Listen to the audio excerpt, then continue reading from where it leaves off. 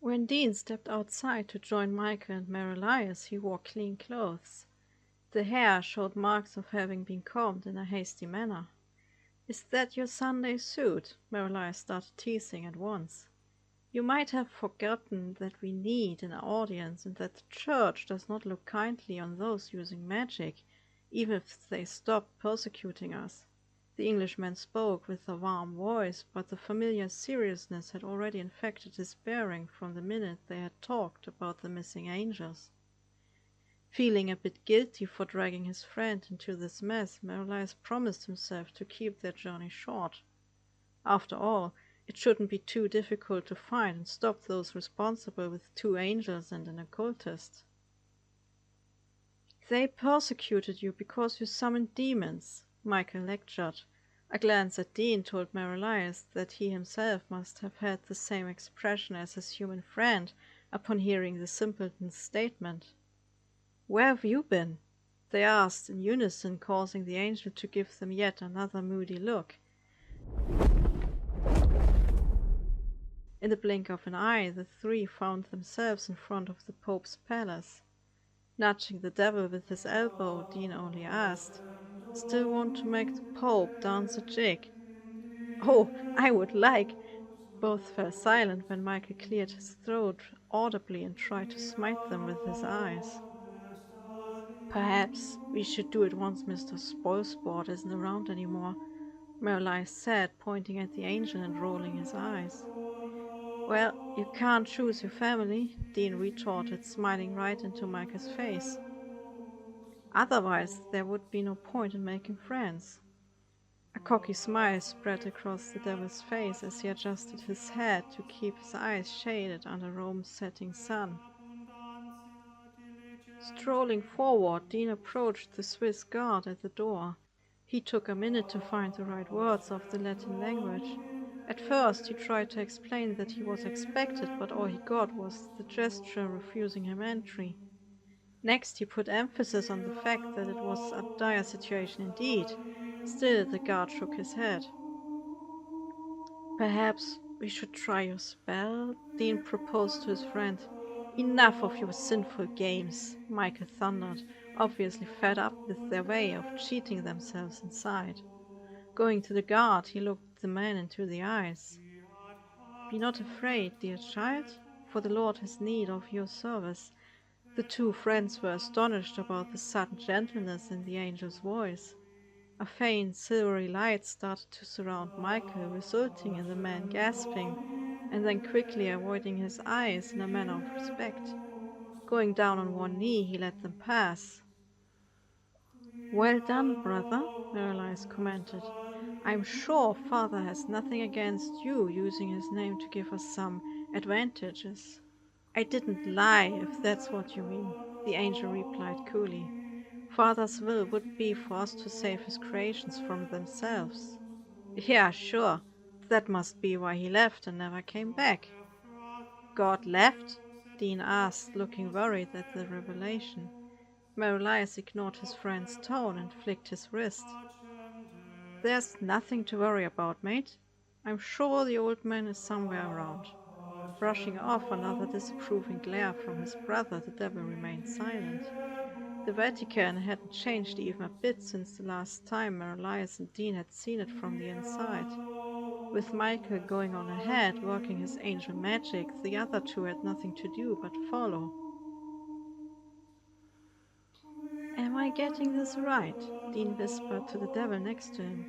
"This is Archangel Michael, the one who—" He motioned at Marielias' left shoulder, where the scar was hidden by the mortal appearance.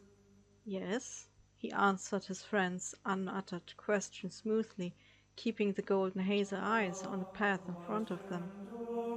"Why did he ask for your help?" "I think he's desperate. Heaven must be in grave danger, otherwise he wouldn't have come to me."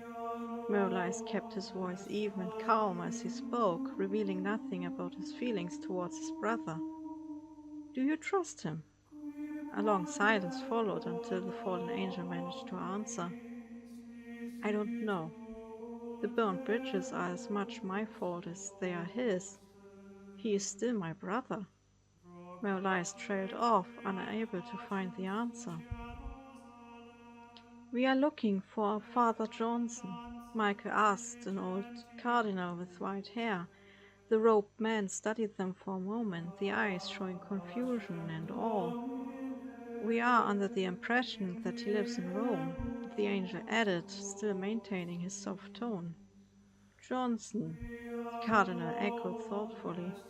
"I think he has been excommunicated by the church." Merlius wasn't mad to find out about the priest's downfall. "Why?" Dean asked in shock next to him, not taking his eyes from the angel. The cardinal answered, "I'm not allowed to tell you that, nor's Johnson himself. Our visit has different reasons, far above those earthly rules." Michael appeased the old man, whose voice had started to quiver a bit. "I heard he has a vineyard not far from here." "You shall have my thanks," the angel spoke before ushering his two companions out of the building.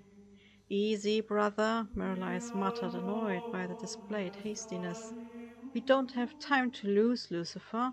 "You'll have to," Merlius countered. "There are dozens of vineyards in Rome. It will take some time till I find the right one." Turning into a raven, the devil spread his wings. "You can't just leave me here," Michael quickly countered. It almost sounded like begging. "There's a cafe," the raven pointed with his beak. "Relax, have a chat with Dean." Not waiting for his brother's complaints, Merlius disappeared into the sky.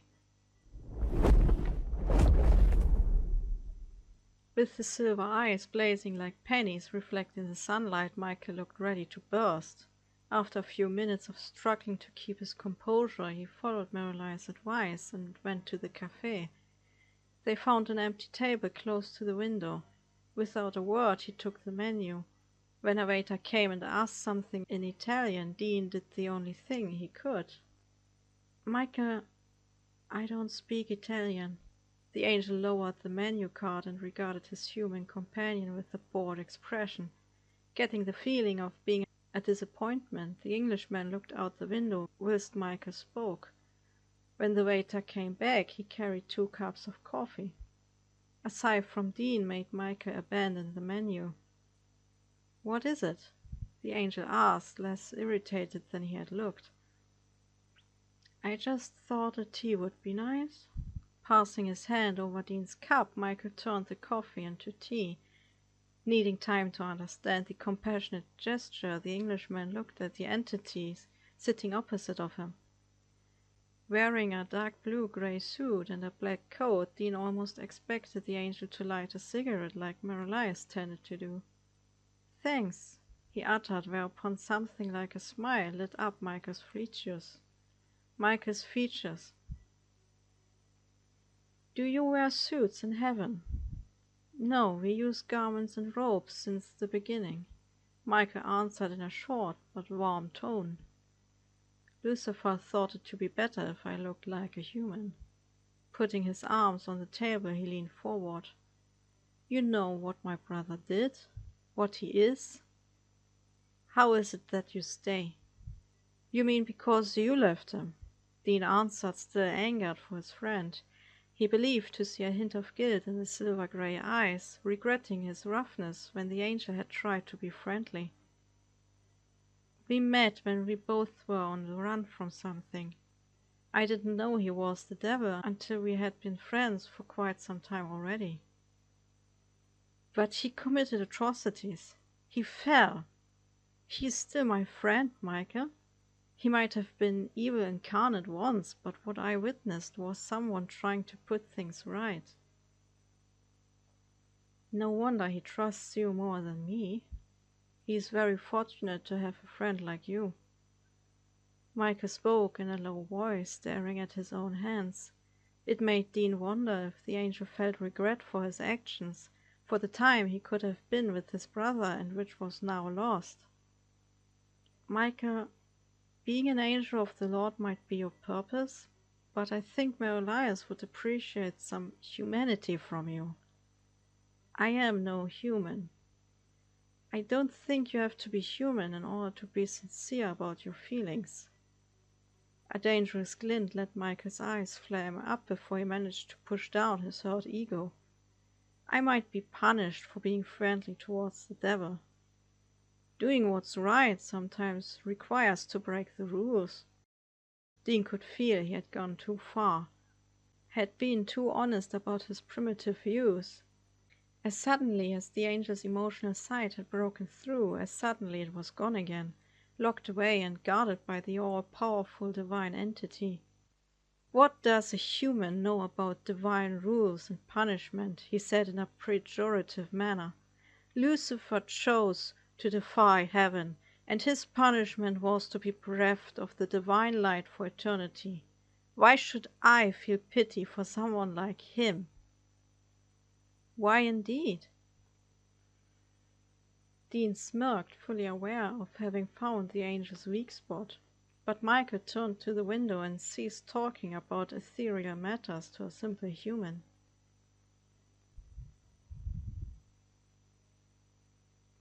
Merlias was astonished to see his brother and his friend sitting in a cafe without having caused any trouble. Perhaps things would be easier than the devil had assumed, after all, with his brother. The early evening was already yielding to night when the three, led by Merlias, reached a vineyard outside of Rome's busy city. Although the fields seemed healthy, the property itself made a somewhat desolate impression. When he knocked at the worn door, the only response were the slurred words of someone who had indulged in too much wine. "Go away." Dean looked uncertain, but Merlias knew it was unmistakably the voice of the priest who had hunted him for several years. Pushing through, he simply entered. Inside stood a candle, a wooden table, and a chair supporting the old man. Time had not been kind to the father, and upon scanning the place, Merlias found it dirty and neglected. "Now I'm starting to see ghosts of the past," Johnson uttered in his stupor. "What do you want, occultist?" "I'm no ghost, father," Dean replied politely. Still trying to clear the fog, Johnson looked around to see Merlias. "Ah, your creature from the abyss is back. Where's your slave-trading friend?" he added as he turned back to Dean. "At least he didn't become a drunkard after losing everything," the Englishman stated in a voice full of prideful grief. "Wine is all the good Lord left me with." Johnson raised a glass towards them and emptied it. "I am sure the merciful Father would like you to find back to your righteous path." Michael suddenly spoke encouragingly to the pathetic man. Seeing his brother going closer, probably to spread some love in the priest's heart, Merlias stopped him. "Be an angel, brother. Do me a favor and shut up." The devil grinned at the once again frowning angel. Any more of that selfless ego and he would start to be sick. He was bored about how slow the conversation went. He didn't want to employ Dean for too long, and he definitely wanted for his brother to disappear as quickly as he had come.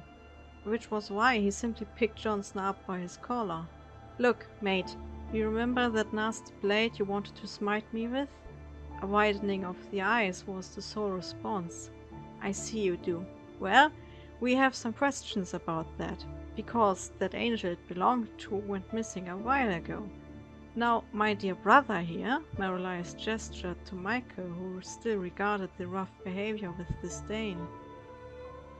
"He isn't very quick and noticed that a few centuries late. That is right, is it not, brother?"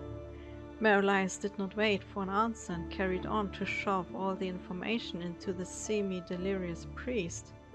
"Since you now know what we know and what we want, the question is simple. Who of you miscreants is abducting angels?" "I'm not part of this anymore," Johnson stuttered with a visibly clearer mind. "But you are, because you are our only lead, and you know I will get you to talk with the right method." Johnson swallowed audibly as he realized the situation. Merlias knew he remembered the last time when the fallen angel had made him obey his will. "There's no need for that. I'll help." Johnson agreed, whereupon Merolias let go of him. Struggling to remain on his feet, he sat back down. It's a secret organization existing for centuries. I was excommunicated for losing the sword, and by the church for being involved in blasphemous activities. He looked at Merolias once again. Faint, lingering anger glimmered in the old man's eyes. This would never have happened had you not taken my sword and made me subject to your foul influence. He thundered with the old authority he had displayed while hunting the devil a few years prior. No one asked you to hunt me in the first place, Merolias countered smoothly. If you were a member of that cult, then you must know where they reside, Dean chimed in as the devil and priest stared each other down. No, came the quick answer. Of course he knows. A smile spread on Merolias' face as the fanatic refused to cooperate. You know, this time I won't even need a spell to get into your head. He spread his black wings to put emphasis on the subtle threat. There's no need to scare that poor man. Micah stepped in front of his brother. Probably not, but I still enjoy it. I remember a time when you would never have stooped that low, Lucifer. Merolias only shrugged and folded his wings. You are an angel, Johnson uttered hopefully. Please tell me it's not too late to redeem myself. It never is, Michael replied. You could start by showing us the blasphemer's residence. Seeing the old man sway as he stood up, Merolias made a proposal to his annoyingly hasty brother. I think a night of rest would be a good idea, not just for our drunk lead. He cast a glance at Dean, who looked fairly exhausted. Micah sighed, but said nothing more. When his angelic brother made attempts to follow, Merolias stopped him. Someone has to keep an eye on him. The devil motioned towards Johnson. When Michael gave him a piqued expression for the second time, Merolias only took his brother's shoulder. I'm sure you two have a lot of common ground. Righteous smiting, oblates and wine, Catholics and Protestants. We'll be back in the morning. Using the moment of dumbfounded unresponsiveness, he took Dean and made for home. Did you just get rid of your brother? Dean asked with as much astonishment as perplexity. No, I didn't do that. I gave him a few hours in the best company an angel can get. I'm sure our drunk priest is falling to his knees as we speak. Could it be that you are not interested in mending any bridges? Taking a cigarette, Merolias turned away from his friend. Is it too much to ask to be able to have a smoke in peace? Furthermore, tomorrow we will find those fools trying to meddle with affairs not meant for them. Once we are done, brother will climb back on his high horse he came from. Give him a chance, Merolias, the man said before disappearing inside his house. Merolias only scoffed into the night. A chance, eh?